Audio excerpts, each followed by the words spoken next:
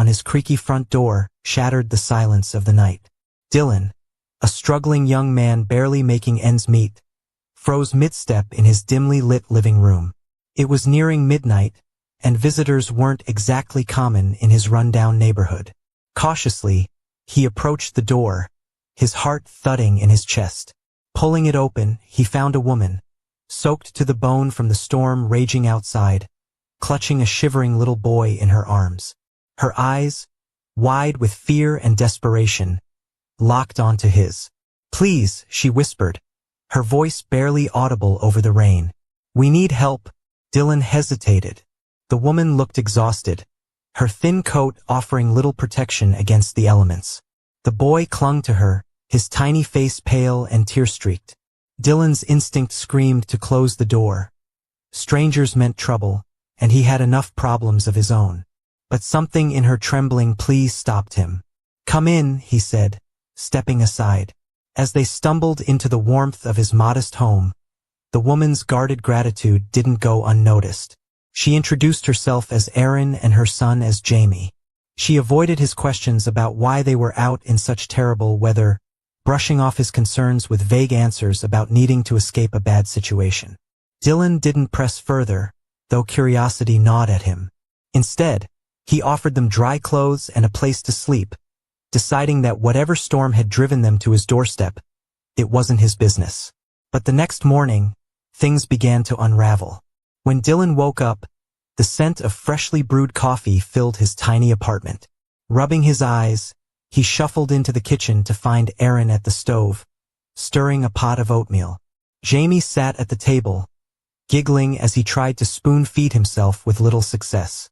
"Good morning," Aaron said, her voice warm but still tinged with hesitation. "You didn't have to do that," Dylan mumbled, scratching the back of his neck. He wasn't used to anyone cooking in his space, let alone strangers. "It's the least I could do," Aaron replied, glancing over her shoulder. "Thank you again for letting us stay. I didn't know where else to go." There it was again, the cryptic, incomplete explanation. Dylan didn't press, but as the day went on, he noticed little things that didn't add up. Erin's nervous glances out the window, the way she flinched at sudden noises, the bruises faintly visible on her wrist when her sleeve slipped up. It wasn't until that evening, after Jamie had fallen asleep on the couch, that Dylan found the courage to ask. "Aaron, what's really going on?" he said, his voice soft but firm. "You don't just show up at a stranger's door in the middle of the night without a reason." Aaron hesitated, her hands tightening around the mug she was holding. "It's complicated," she began, her voice trembling. "But the short version? I was married to someone dangerous, controlling. Jamie and we had to get out before it was too late." Dylan's chest tightened. He'd seen stories like this on the news, but never imagined he'd be face to face with someone living it. "Does he know where you are?" Dylan asked. "No," Aaron said quickly, but the flicker of doubt in her eyes betrayed her. The next few days passed in a strange blur. Dylan found himself growing attached to Jamie, who followed him around like a shadow, and to Aaron, whose quiet strength amazed him. But the peace was short-lived. One afternoon, as Dylan walked home from his part-time job, he spotted a black SUV parked down the street. It was the kind of car that didn't belong in his neighborhood, too sleek, too polished. A man in a suit leaned against it, scanning the area like a predator stalking its prey. Dylan's stomach churned. Something about the man set off alarm bells. When he got home, Erin was pacing the living room, her face pale. "What's wrong?" Dylan asked, already fearing the answer. "He's here," she whispered. From that moment, the tension became unbearable. Dylan fortified his apartment as best as he could, double-locking doors, keeping curtains drawn, but he knew it was only a matter of time. The man in the SUV wasn't just looking for Erin. He was hunting her. One night, the sound of glass shattering jolted Dylan awake. He sprang out of bed and raced to the living room, where Erin stood frozen, clutching Jamie tightly. A masked intruder loomed in the broken window, his eyes cold and calculating. "Hand them over, and no one gets hurt," the man growled. "Get out," Dylan shouted, grabbing a baseball bat he kept by the door. The man smirked, clearly unimpressed. You don't know what you're getting yourself into, kid. But Dylan didn't back down. The adrenaline coursing through him made him fearless, even as the intruder lunged at him. The fight was chaotic. Furniture toppled, and the apartment was thrown into disarray. But Dylan managed to land a solid hit, driving the man back out the window. As sirens wailed in the distance, the intruder disappeared into the night. The police arrived shortly after, but their involvement brought more questions than answers.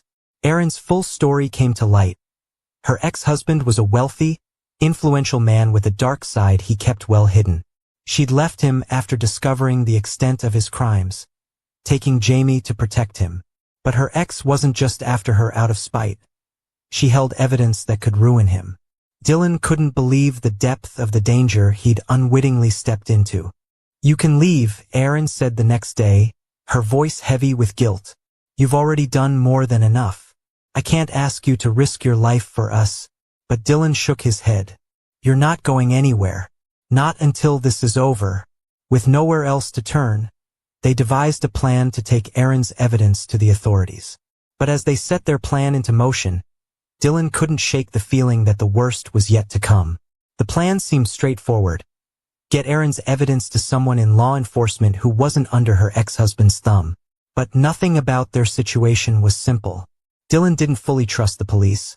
He'd seen enough corruption in his life to know better, but Erin had a contact she believed in. A detective named Morales who had once helped a close friend of hers escape a similar nightmare. Late that night, as Jamie slept curled up on the couch, Erin pulled out a small, battered USB drive from her purse. "This is it," she said, her voice barely above a whisper. Bank records, emails, surveillance footage. All of it. Dylan stared at the drive. It was so small, yet it held enough weight to topple a man as powerful as her ex-husband. "How do we know Morales can handle this?" Dylan asked. "He's the only one I trust," Erin replied, but even she sounded unsure. The next morning, Dylan borrowed a friend's old beater car, its engine sputtering like it might give out any second. He didn't want to risk being tracked, so they ditched their phones and stuck to back roads. The tension in the car was palpable, Erin constantly glancing over her shoulder, while Jamie clutched his toy dinosaur tightly, sensing the unease in the air.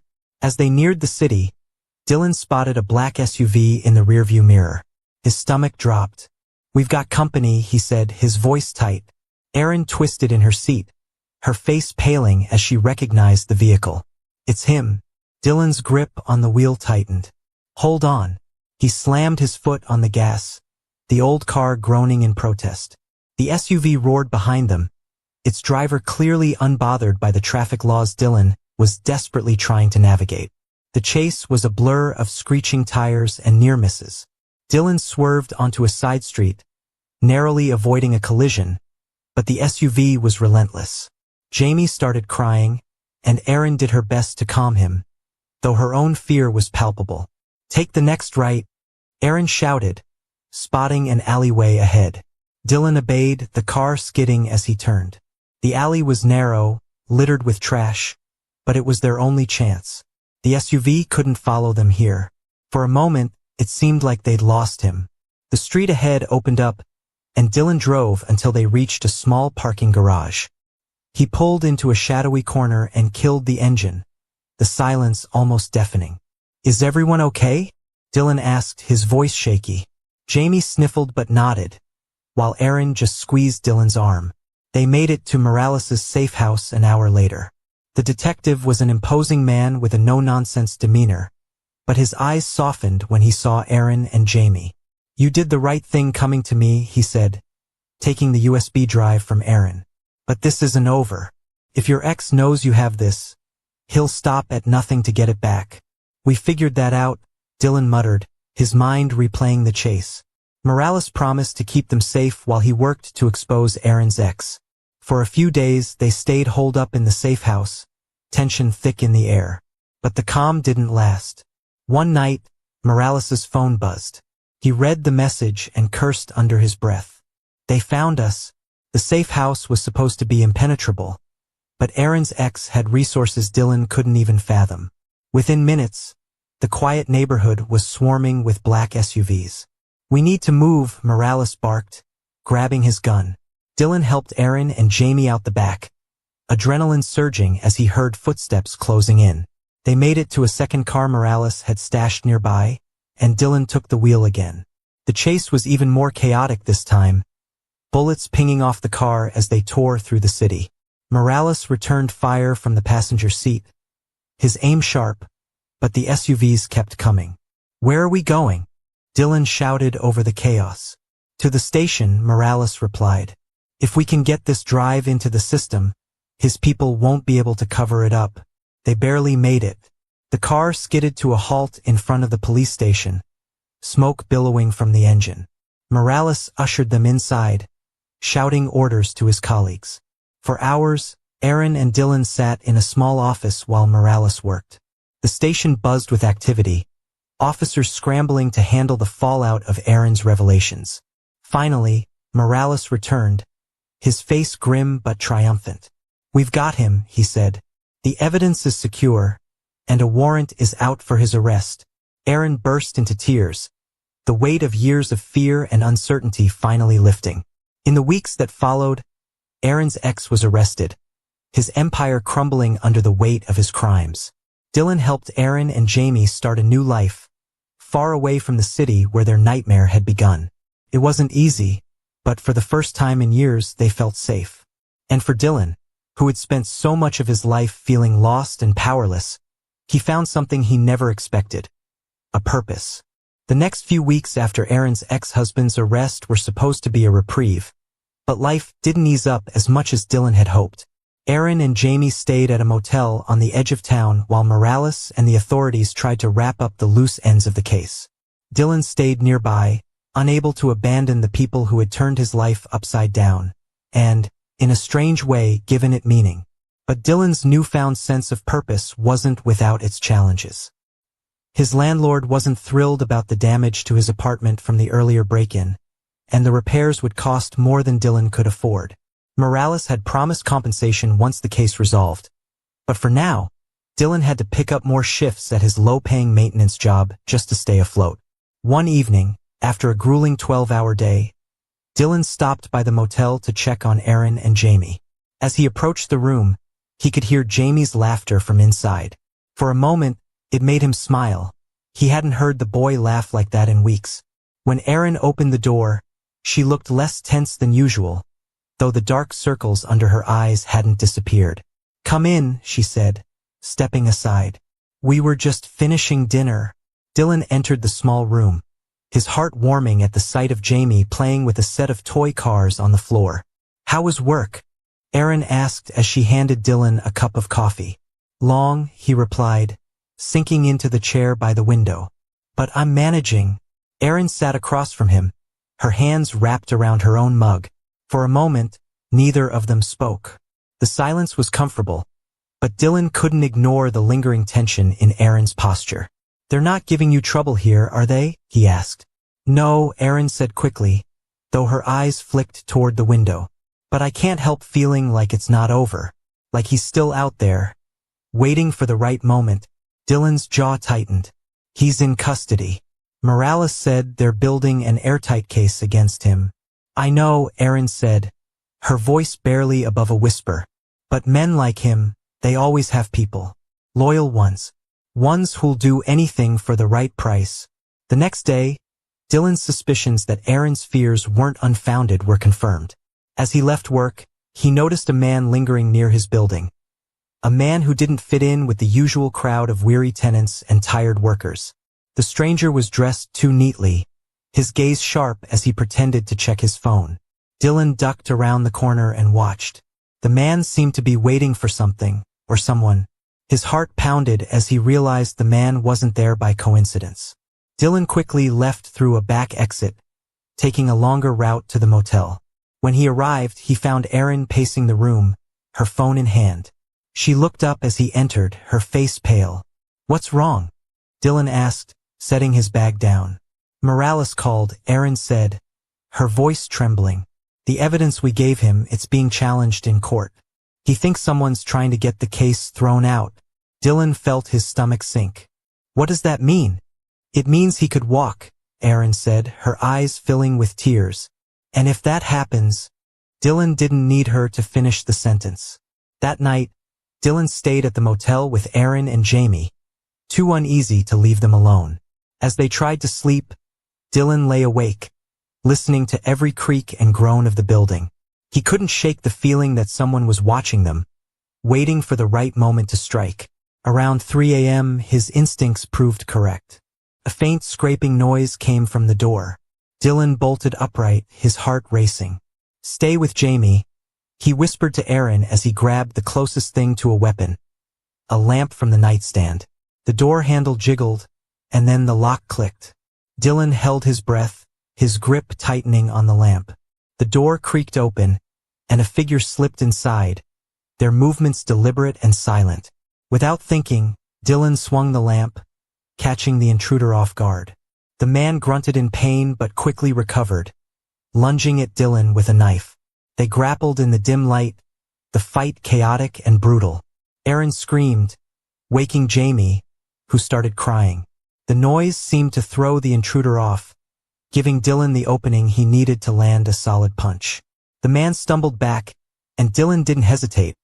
He grabbed Jamie and Erin and bolted out the door, not stopping until they reached the motel office. The police arrived minutes later, but by then, the intruder was gone. The attack only confirmed what Dylan and Erin had feared. Her ex-husband's reach extended far beyond a jail cell. Morales arranged for them to be moved to a safe house in another state, but the journey there was anything but smooth.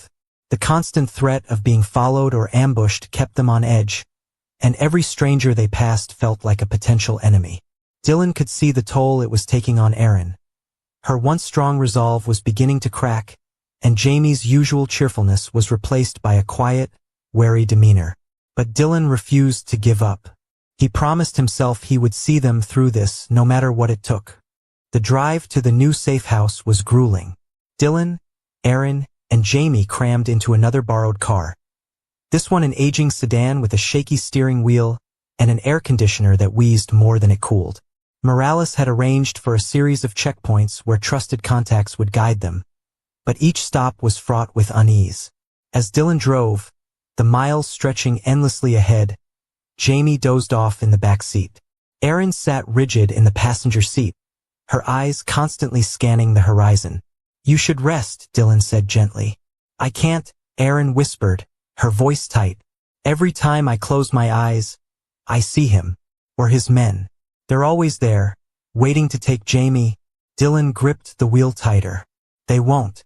Not while I'm here." Erin turned to him, her expression softening. "Why are you doing this, Dylan? You could have walked away, should have walked away. But you didn't." "Why?" Dylan hesitated. He didn't have a neat answer. I know what it's like to feel powerless," he said finally. "To feel like the whole world's against you. I don't want Jamie to grow up feeling that way." Erin reached out and placed her hand over his. "Thank you," she said, her voice filled with emotion. Their next checkpoint was a secluded diner off a deserted highway.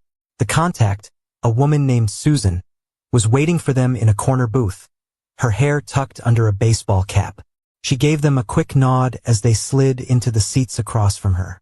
"I've got your next steps mapped out," Susan said, sliding a folded map across the table. "But you need to move fast. There's chatter that they're closing in." Erin paled. "How close?" "Close enough," Susan said grimly. "I suggest you don't stick around here long." As they left the diner, Dylan couldn't shake the feeling that they were being watched.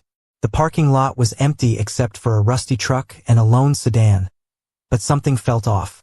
"Get in the car," he said, his voice low and urgent. "What is it?" Erin asked, her eyes darting around.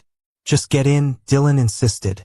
The moment they were back in the car, Dylan started the engine and pulled onto the road. In the rearview mirror, the lone sedan rumbled to life, its headlights snapping on. "They're following us," Dylan muttered. The pursuit quickly escalated. Dylan pushed the old sedan to its limits, the engine roaring as he sped down the empty highway. The pursuing car kept pace, its driver clearly skilled. "Jamie, keep your head down," Dylan shouted as the first bullet shattered the back window. Erin screamed, pulling Jamie into her arms and shielding him with her body. Dylan swerved, narrowly avoiding another volley of gunfire.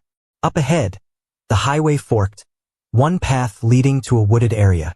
Without hesitation, Dylan veered onto the forest road, hoping the rough terrain would slow their pursuers. The car jolted violently as it hit the uneven dirt path, but the pursuing vehicle stayed close, its headlights bouncing wildly in the darkness. Dylan spotted a narrow trail veering off to the left and took it, the trees closing in around them like a tunnel. Finally, the sound of the pursuing car faded, swallowed by the dense forest. Dylan brought the car to a screeching halt and killed the engine, his chest heaving as he tried to catch his breath. "Is everyone okay?" he asked, turning to look at Aaron and Jamie. "We're fine," Aaron said, though her voice shook. Jamie nodded, his eyes wide with fear but otherwise unharmed. "We need to keep moving," Aaron said. "They'll be back." The safe house was less of a house and more of a dilapidated cabin deep in the woods. Morales had warned them it wasn't much, but it was secure. Dylan wasn't convinced. It looked like a stiff breeze could knock it over, but it would have to do. Inside, Dylan barricaded the doors and windows as best as he could while Aaron tried to comfort Jamie. The tension was suffocating, every creak of the old cabin setting them on edge. Hours turned into days, the isolation gnawing at their nerves. Morales occasionally checked in through a secure line, assuring them that progress was being made, but it wasn't enough to dispel their fear. And then, one night, the inevitable happened. Dylan was jolted awake by the sound of footsteps outside. He grabbed the hunting rifle Morales had left with them and moved to the window, peering into the darkness. Shadows shifted between the trees, and then a flashlight beam swept across the cabin. "They're here," Dylan whispered, his voice shaking. Aaron clutched Jamie tightly, her eyes wide with terror. "Stay in the bedroom," Dylan instructed. "Don't come out until I say it's safe." Aaron nodded, disappearing into the back room with Jamie. Dylan positioned himself by the front door, the rifle trembling in his hands. The footsteps grew louder, and then the door rattled as someone tried to force it open. "Get out of here," Dylan shouted, his voice cracking. The response was a gunshot, the bullet splintering the wooden door. Dylan fired back, the recoil nearly knocking him off his feet. The attackers scattered, shouting orders to each other. The next few minutes were a blur of chaos. Dylan moved from window to window, firing at shadows and dodging bullets that shattered the cabin's fragile walls. The attackers were relentless, but Dylan's desperation gave him an edge. Finally, a distant shout rang out, Morales's voice. "Drop your weapons. Hands in the air." The attackers hesitated, and then the sound of police sirens filled the air. When the dust settled, Morales explained that they had intercepted communications about the attack and arrived just in time. Aaron's ex-husband's network was dismantled, and he was now facing additional charges for orchestrating the assault. For the first time in weeks, Dylan, Aaron, and Jamie could breathe freely. In the months that followed, Aaron and Jamie started rebuilding their lives, this time without the shadow of fear hanging over them. Dylan stayed in touch, helping them settle into a new home and even finding a better job for himself in the process. Aaron never stopped thanking him, but Dylan always brushed it off. "I just did what anyone would do," he said. But Aaron knew better. Not everyone would have risked everything for strangers. Dylan had proven that even in the darkest of times,